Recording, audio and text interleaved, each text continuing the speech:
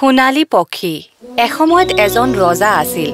তেওঁ পৃথিৱীৰ বিশেষ এজোপা আপেল গছৰ গৰাকী আছিল, কিয়নো সেই গছজোপাত লাগিছিল সোণৰ আপেল। প্ৰতিদিনে উদ্যানৰ পৰিচালকজনে আপেলবোৰ গণি গণি ৰজাৰ হাতত অৰ্পণ কৰিছিল। এটা আপেল চোন কম আছে। পৰিচালকজনে এটা আপেল নোহোৱা বুলি কোৱাত ৰজাৰ অতিশয় খং উঠিল। চোৰটো কোনো পধ্যেই সাৰি যাব নোৱাৰিব। সেই নিশা পৰিচালকজনে তেওঁৰ জ্যেষ্ঠ পুত্ৰজনক আপেল গছজোপাৰ ৰক্ষা কৰি ৰাখিলে, কিন্তু মাজনিশা তেওঁৰ জ্যেষ্ঠ পুত্ৰজন টোপনিত লাল কাল হৈ পৰিল। ৰাতিপুৱালৈ আৰু এটা আপেল নোহোৱা হ'ল। আজি মোৰ দ্বিতীয় পুত্ৰক ৰখীয়া হিচাপে থব লাগিব। সেইদিনাও ৰাতি মাজনিশা তেওঁৰ দ্বিতীয় পুত্ৰও টোপনিত লাল কাল হৈ পৰিল। ৰাতিপুৱালৈ পুনৰ এটা আপেল নোহোৱা হ'ল। সেই নিশা ৰাতিলৈ পৰিচালকজনৰ তৃতীয় পুত্ৰ অৰ্থাৎ সৰু পুত্ৰক ৰখীয়া কৰি ৰাখিলে। আপেল চোৰ ওলাই আহ, মোৰ সন্মুখত দেখা দে। নিশা 12 বজাৰ লগে লগে বতাহত এটা খচমচনি শব্দ শুনিবলৈ পোৱা গ'ল। এটা সোণৰ চৰাই উৰি অহা দেখিলে।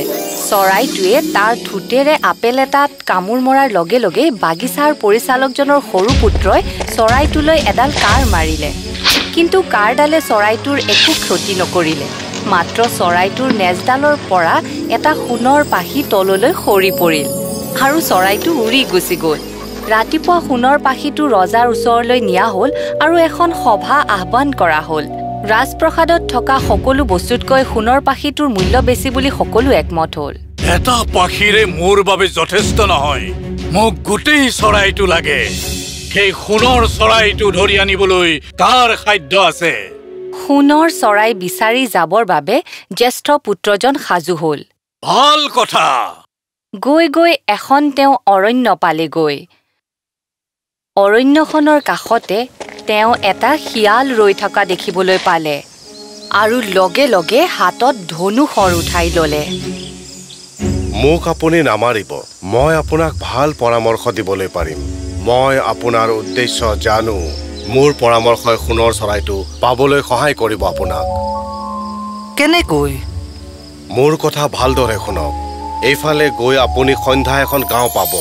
মুখামুখিকৈ থকা দুখন অতিথিশালা দেখিবলৈ পাব। তাৰে এখন দেখাত বৰ মনোৰম আৰু সুন্দৰ, আনখন দেখিবলৈ বহুত লেতেৰা। ৰাতিটো জিৰণি ল'বলৈ আপুনি লেতেৰা অতিথিশালাখন নিৰ্বাচন কৰিব। জ্যেষ্ঠ পুত্ৰজনে ভাবিলে, এটা শিয়ালেনো এই বিষয়ে কি জানিব? সেইবাবে শিয়ালটোলৈ কাঁড় মাৰিলে, কিন্তু তেওঁ বিফল হ'ল আৰু শিয়ালটো অৰণ্যৰ মাজলৈ সোমাই গ'ল। তেওঁ নিজৰ ৰাস্তাৰে গৈ থাকিল আৰু সন্ধ্যা সময়ত গাঁওখনত উপস্থিত হ'লগৈ, য'ত দুখন অতিথিশালা আছিল। তাৰে এখনত মানুহবোৰে নৃত্য গীত কৰি খাদ্য খাই আছিল, কিন্তু আনখন আছিল লেতেৰা আৰু বেয়া অৱস্থা। তেওঁ ভাবিলে, মই যদি লেতেৰা অতিথিশালাখনলৈ যাওঁ মই মূৰ্খ হ'ম। সেইবাবে তেওঁ সুন্দৰ অতিথিশালাখনলৈ গ'ল। তাত খাদ্য খাই জিৰণি লৈ সোণৰ চৰাই আৰু তেওঁৰ দেশৰ কথাও পাহৰি থাকিল। সময় অতিবাহিত হ'ল।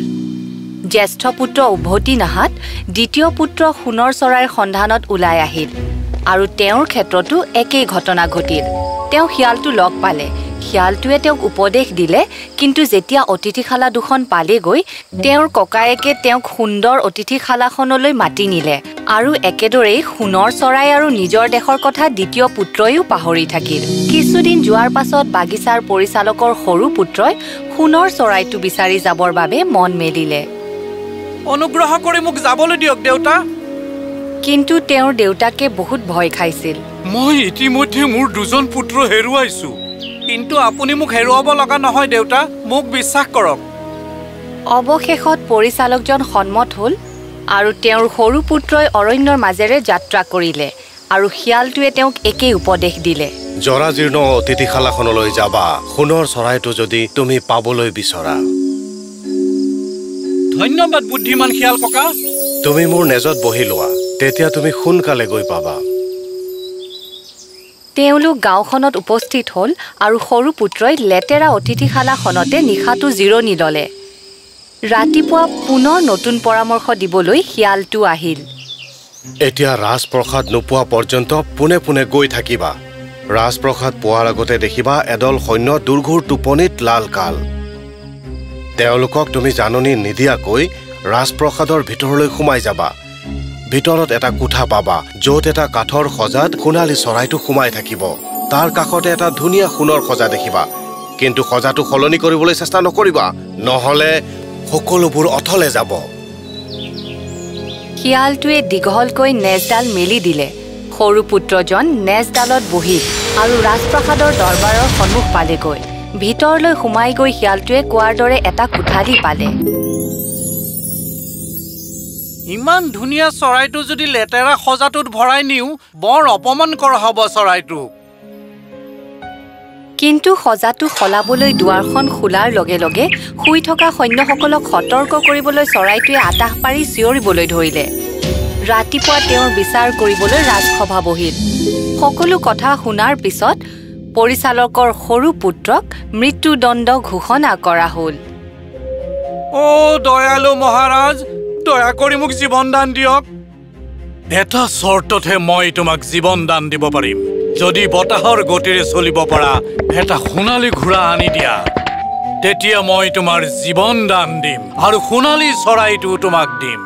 সোণালী ঘোঁৰা বিচাৰি তেওঁ যাত্ৰা আৰম্ভ কৰিলে আৰু শিয়ালটোক পুনৰ লগ পালে। এতিয়া দেখিলানে বাৰু তুমি মোৰ কথা নুশুনাৰ বাবে তোমাৰ কি দুৰ্দশা হ'ল?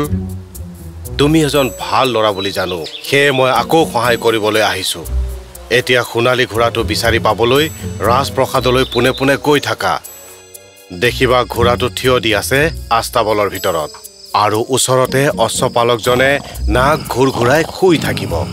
তুমি মনে মনে ঘোঁৰাটো লৈ আহিবা। চাবা কিন্তু পুৰণা গাদীখনহে ঘোঁৰাটোৰ গাত দিবা, লগতে থকা সোণৰ গাদীখন নহয়, নহ'লে খেলি মেলি হৈ যাব। সকলো ঠিকেই আছিল, কিন্তু যেতিয়া সৰু পুত্ৰই ঘোঁৰাটো দেখিলে তেওঁ ভাবিলে, মই ঘোঁৰাটোক সোণৰ গদিখনেই দিম, সোণৰ গদিখনেই উপযুক্ত হ'ব। কিন্তু সোণৰ গাদীখন ঘোঁৰাটোৰ গাত দিয়াৰ লগে লগে অশ্বপালকজনে সাৰ পালে আৰু চিঞৰিবলৈ ধৰিলে। প্ৰহৰী আহি সৰু পুত্ৰক ৰজাৰ ওচৰলৈ লৈ গ'ল আৰু ৰজাই পুনৰ মৃত্যুদণ্ডৰ আদেশ দিলে। পিছে তেওঁ পুনৰ জীৱন দান বিচাৰিলে। তুমি যদি মোক এগৰাকী ধুনীয়া ৰাজকুমাৰে আনি দিবলৈ পাৰা, মই তোমাক জীৱন দান দিব পাৰো আৰু তুমি সোণৰ চৰাই আৰু ঘোঁৰাটো উভতাই পাবা। তেওঁ পুনৰ যাত্ৰা আৰম্ভ কৰিলে আৰু শিয়ালটোক পুনৰ লগ পালে।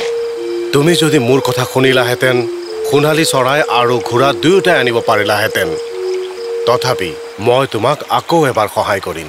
পোনে পোনে গৈ থাকিলে এটা ৰাজপ্ৰসাদ পাবা, তাতে ৰাজকুমাৰীক দেখা পাবা আৰু তাইক এটা চুমা দিবা। মাজনিশা ৰাজকুমাৰী স্নান কৰিবলৈ যায়, সেয়াই উপযুক্ত সময়। তেওঁ তোমাক আগে আগে যাবলৈ ক'ব, কিন্তু সাৱধান হ'বা। আগতীয়াকৈ তেওঁক ক'বা, তেওঁ যাতে এই কথা পিতৃ মাতৃক জনাই থৈ নাহে। শিয়ালটোৱে কোৱা ধৰণেই সকলোবোৰ হ'ল। মাজনিশা তেওঁ ৰাজকুমাৰীক লগ পালে আৰু তেওঁক চুমা দি পলাই যোৱাৰ প্ৰস্তাৱ দিলে। ৰাজকুমাৰী তেওঁৰ সৈতে পলাই যাবলৈ সন্মত হ'ল, কিন্তু ৰাজকুমাৰীয়ে কান্দি কান্দি কাতৰ অনুৰোধ কৰিলে যে তেওঁ দেউতাকৰ পৰা বিদায় লৈ যাব। অৱশেষত তেওঁ অনুমতি দিলে, কিন্তু ৰাজকুমাৰী দেউতাকৰ ওচৰলৈ যাওঁতেই পুনৰ পৰিচালকৰ সৰু পুত্ৰক বন্দী কৰে। তুমি যদি মোৰ খিৰিকেৰে দেখা যোৱা সেই পাহাৰটো ৮ দিনৰ ভিতৰত খান্দি শেষ কৰিব নোৱাৰা, তেনেহ'লে মোৰ কন্যাক তুমি লাভ কৰিব নোৱাৰিবা। পাহাৰখন ইমানেই প্ৰকাণ্ড আছিল যে পৃথিৱীখনেও তাৰ ভাৰ ল'ব পৰা নাছিল। ৭ দিন যোৱাৰ পিছত তেওঁ সামান্যতমহে খান্দিব পাৰিলে। তেওঁ নিৰাশ হৈ বহি পৰিছিল। সেই সময়তে সহায় কৰিবলৈ শিয়াল উপস্থিত হ'ল। তুমি গৈ শুই থাকা, তোমাৰ কামখিনি মই কৰিম। ৰাতিপুৱালৈ সেই পাহাৰখন নাইকিয়া হৈ থাকিল। সুখী ৰজাই নিজৰ জীয়েকক তেওঁৰ হাতত গতাই দিলে। সৰু পুত্ৰ আৰু ৰাজকুমাৰীয়ে যাত্ৰা আৰম্ভ কৰিলে আৰু শিয়ালটোক পুনৰ লগ পালে। এতিয়া তুমি তিনিওটাই পাই গলা, ৰাজকুমাৰী, সোণৰ ঘোঁৰা আৰু সোণৰ চৰাই। সঁচাকৈ? কিন্তু কেনেকৈ? মন দি শুনিবা তুমি। এতিয়া ৰজাৰ ওচৰলৈ গৈ ৰাজকুমাৰীক অৰ্পণ কৰিবা। তেওঁ বৰ আনন্দিত হ'ব। তুমি সোণালী ঘোঁৰাত উঠিবা আৰু বিদায় ল'বলৈ তেওঁলোকৰ ফালে হাত আগবঢ়াই দিবা। শেষত ৰাজকুমাৰীৰ সৈতে হাত মিলাবা আৰু ততালিকে তাইক ঘোঁৰাত উঠাই ল'বা। যিমান বেগেৰে পাৰা তাৰ পৰা গুচি আহিবা আৰু সোণালী চৰাই থকা ৰাজপ্ৰসাদটোলৈ যাবা। মই আৰু ৰাজকুমাৰী দুৱাৰৰ বাহিৰতে ৰৈ থাকিম। দয়ালু ৰজাজনক ঘোঁৰাটো দেখুৱাবা তেতিয়া তেওঁ সোণালী চৰাইটো তোমাক দেখুৱাবলৈ লৈ আহিব তুমি ঘোঁৰাটোত উঠিবা আৰু তুমি কবা সোণৰ চৰাইটো প্ৰকৃততে হয় নে নহয় চাওঁ তোমাৰ হাতত দিয়াৰ লগে লগে তুমি তাৰ পৰা গুচি আহিবা সকলোখিনি শিয়ালটোৱে কোৱাৰ দৰেই ঘটিল ধন্যবাদ বন্ধু তোমাৰ মূল্যৱান পৰামৰ্শৰ বাবে মই সদায় ঋণী হৈয়ে ৰম যদি তুমি তেনেকৈয়ে ভাবিছা মোক হত্যা কৰা কি মই এনে কাম কৰিব নোৱাৰো তুমি মোৰ প্ৰকৃত বন্ধু ঠিক আছে তোমাৰ যি ইচ্ছা কিন্তু মই তোমাক দুটা পৰামৰ্শ দিওঁ উভতি যোৱাৰ পথত দুটা বস্তুৰ পৰা সতৰ্ক হ'বা ফাঁচি কাঠৰ পৰা কাকো ৰক্ষা নকৰিবা আৰু ভুলতো কোনো নদীৰ ওচৰত গৈ তুমি নবহিবা তেওঁ ৰাজকুমাৰীৰ সৈতে যাত্ৰা আৰম্ভ কৰিলে শেষত সেই গাঁওখন পালেগৈ যিখন গাঁৱত ককায়েক দুজনক এৰি থৈ গৈছিল তাত বহুত হুলস্থুল আৰু চিঞৰ শুনিবলৈ পালে আৰু দেখিলে দুজন মানুহক ফাঁচি দিবলৈ লোৱা হৈছে কৌতূহলেৰে মানুহ দুজন কোন চাবলৈ গৈ দেখে সেই মানুহ দুজন তেওঁৰ ককায়েক যি দুজন ডকাইতলৈ পৰিৱৰ্তন হৈছিল মোৰ সকলো ধন লৈ লওক মোৰ ককাইদেউ দুজনক এৰি দিয়ক ককায়েক দুজনক উদ্ধাৰ কৰি সেই অৰণ্যখন পালেগৈ যিখন অৰণ্যত শিয়ালটোক লগ পাইছিল তেতিয়া ককায়েক দুজনে ক'লে নদীৰ পাৰত বহি জিৰণি লৈ আহাৰ পানী অলপ খাই লওঁ সৰু পুত্ৰই শিয়ালৰ পৰামৰ্শৰ কথা পাহৰি গৈ নদীৰ পাৰত বহিবলৈ সন্মত হ'ল সৰু পুত্ৰই নিঃসন্দেহে বহি থকাৰ সুযোগ লৈ ককায়েকহঁতে তেওঁক পানীত ঠেলা মাৰি দিলে আৰু ৰাজকুমাৰী সোণৰ ঘোঁৰা আৰু সোণৰ চৰাই লৈ ৰজাৰ ওচৰ পালেগৈ হে মহাৰাজ আমি সোণৰ চৰাই আৰু বহুত কিবা কিবি আনিছো এই সকলোবোৰ আমি আমাৰ কঠোৰ পৰিশ্ৰমেৰে কৰিছো তেতিয়া তাত আনন্দৰ পৰিৱেশ সৃষ্টি হ'ল কিন্তু ঘোঁৰাটোৱে একো নোখোৱা হ'ল চৰাইটোৱে গান নোগোৱা হ'ল আৰু ৰাজকুমাৰীয়ে উচুপিবলৈ ধৰিলে সৰু পুত্ৰজন নদীৰ তল পালেগৈ ভাগ্যবশতঃ নদীখন শুকান আছিল নদীখনৰ পাৰটো ইমান থিয় আছিল যে তেওঁ পাৰলৈ উঠি আহিব পৰা নাছিল সেই সময়ত আকৌ তেওঁক উদ্ধাৰ কৰিবলৈ শিয়ালটো তাত উপস্থিত হ'ল তুমি যদি মোৰ কথা শুনিলাহেঁতেন এই অমংগলবোৰ নঘটিলেহেঁতেন তথাপি তুমি মোৰ বন্ধু মই তোমাক ইয়াত এনেকৈ এৰি যাব নোৱাৰো মোৰ নেজত ধৰা আৰু সোনকালে ওপৰলৈ উঠি আহা শিয়ালটোৱে তেওঁক টানি পাৰলৈ উঠাই আনিলে দেখা মাত্ৰই তোমাক হত্যা কৰিবলৈ তোমাৰ ককাইহঁতে মানুহ ৰাখিছে আৰু সিহঁতে তোমাক ৰাজ্যত বিচাৰি ফুৰিছে তেতিয়া সৰু পুত্ৰই দৰিদ্ৰ মানুহৰ দৰে পোছাক পৰিধান কৰি গোপনে ৰাজ দৰবাৰত প্ৰৱেশ কৰিলে তেওঁ ৰাজ দৰবাৰত প্ৰৱেশ কৰাৰ লগে লগে ঘোঁৰাটোৱে খাবলৈ আৰম্ভ কৰিলে চৰাইটোৱে গান গাবলৈ ল'লে আৰু ৰাজকুমাৰীয়ে নকন্দা হ'ল তেওঁ ৰজাৰ ওচৰলৈ গ'ল আৰু ককায়েকহঁতৰ ধূৰ্তালিৰ কথা সকলো বিৱৰি ক'লে ৰজাই ককায়েকহঁতক শাস্তি বিহিলে আৰু ৰাজকুমাৰীক সৰু পুত্ৰক উভতাই দিলে ৰজাৰ মৃত্যুৰ পাছত সৰু পুত্ৰ উত্তৰাধিকাৰী হৈ ৰজা হ'ল বহু দিনৰ পিছত তেওঁ অৰণ্যখনলৈ ফুৰিবলৈ যাওঁতে শিয়ালটোক লগ পালে আৰু শিয়ালটোৱে কান্দি কান্দি তাক হত্যা কৰিবলৈ সৰু পুত্ৰক অনুৰোধ জনালে মই অনুৰোধ কৰিছো মোৰ বন্ধু মই মাত্ৰ এটা উপকাৰ বিচাৰিছো তোমাৰ পৰা অনুগ্ৰহ কৰি মোক হত্যা কৰা সৰু পুত্ৰই অতি দুখেৰে সন্মতি জনালে শিয়ালটোক হত্যা কৰাৰ লগে লগে মানুহলৈ পৰিৱৰ্তন হ'ল তেতিয়া গম পালে যে শিয়ালটো আচলতে ৰাজকুমাৰীগৰাকীৰ ভাতৃ আছিল যি বহু বছৰ আগতেই হেৰাইছিল